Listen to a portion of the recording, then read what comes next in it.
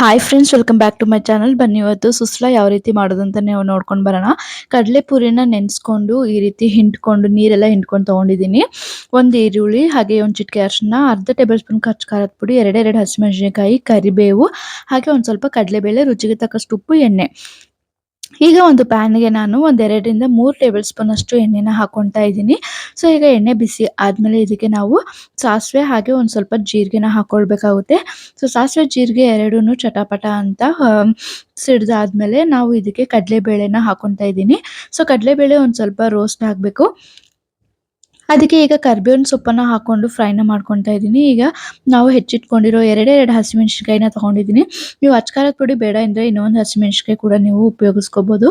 ಹಾಗೆ ಇದಕ್ಕೆ ಒಂದು ಮೀಡಿಯಂ ಸೈಜ್ ಇರೋ ಈರುಳ್ಳಿ ಸ್ಲೈಸ್ ಆಗಿ ಕಟ್ ಮಾಡಿಕೊಂಡು ಒಂದು ಸ್ವಲ್ಪ ಹಸಿ ವಾಸನೆ ಹೋಗೋವರೆಗೂ ಈರುಳ್ಳಿ ಟ್ರಾನ್ಸ್ಪರೆಂಟ್ ಆಗೋವರೆಗೂ ಫ್ರೈನ ಮಾಡ್ಕೋಬೇಕಾಗುತ್ತೆ. ಉತ್ತರ ಕರ್ನಾಟಕ ಸೈಡ್ ಎಲ್ಲ ತುಂಬಾನೇ ಈ ಸುಸ್ಲಾನ ಮಾಡ್ತಾರೆ ಅಂತಾನೆ ಹೇಳ್ಬೋದು. ಸೊ ಎಲ್ಲರ ಮನೆಯಲ್ಲೂ ಬೆಳಗ್ಗೆ ಹೊತ್ತು ನಾಷ್ಟ ಆದಷ್ಟು ಸುಸ್ಲಾ ಇರುತ್ತೆ, ಇಲ್ಲಾಂದ್ರೆ ಉಪ್ಪಿಟ್ಟೆ ಇರುತ್ತೆ ಅಂತಾನೆ ಹೇಳ್ಬೋದು. ಕ್ವಿಕ್ ಆಗಿ ಆಗುವಂತ ರೆಸಿಪಿ.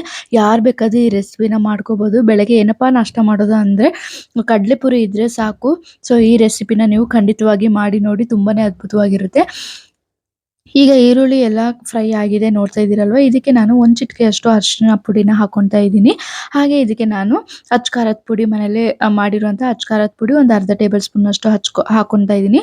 ಹಾಗೆ ಇದಕ್ಕೆ ರುಚಿಗೆ ತಕ್ಕಷ್ಟು ಉಪ್ಪನ್ನು ಕೂಡ ಸೇರಿಸ್ಕೊಳ್ತೀನಿ. ಇವಾಗ ನೋಡ್ತಾ ಇದ್ದೀರಲ್ವಾ ಎಷ್ಟು ಅದ್ಭುತವಾಗಿ ಕಾಣಿಸ್ತಿದೆ ಅಂತ. ಕ್ವಿಕ್ ಆಗಿ ಮಾಡ್ಕೋಬಹುದು. ಜಸ್ಟ್ ಇನ್ 5 ನಿಮಿಷ ಸಾಕು ಇದನ್ನ ಮಾಡ್ಕೊಳ್ಳೋದಕ್ಕೆ. 5 ನಿಮಿಷದಲ್ಲಿ ಸುಸ್ಲಾ ರೆಡಿ ಆಗುತ್ತೆ ಅಂತಾನೆ ಹೇಳ್ಬೋದು. ಈಗ ನಾನು ರುಚಿಗೆ ತಕ್ಕಷ್ಟು ಉಪ್ಪನ್ನ ಸೇರಿಸ್ಕೊಂಡು ಮಿಕ್ಸ್‌ನ ಮಾಡಿಸ್ಕೊತಾ ಇದ್ದೀನಿ. ಈ ಥರ ಬಾಡಿಸ್ಕೊಳ್ಳಿ.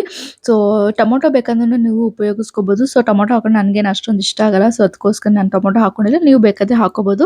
ಈಗ ನೆನೆಸಿ ಹಿಂಡಿ ಇಟ್ಕೊಂಡಿರೋ ಕಡಲೆ ಪುರಿನ ಈಗ ಹಾಕೊಂಡು ಮಿಕ್ಸ್‌ನ ಮಾಡ್ಕೊತಾ ಇದ್ದೀನಿ. ನೋಡ್ತಾ ಇದ್ದೀರಲ್ವಾ ಎಷ್ಟು ಅದ್ಭುತವಾಗಿ ಕಾಣಿಸ್ತಿದೆ ಅಂತ ಹೇಳ್ಬಿಟ್ಟು. ಒಂದು 5 ನಿಮಿಷ ಲೋ ಫ್ಲೇಮಲ್ಲಿ ಇಟ್ಕೊಂಡು ಇದನ್ನ ಈ ರೀತಿಯಾಗಿ ಮಿಕ್ಸ್‌ನ ಮಾಡಿಕೊಂಡ್ರೆ ಕಡಲೆ ಪುರಿ ಸುಸ್ಲಾ ರೆಡಿ ಆಗುತ್ತೆ.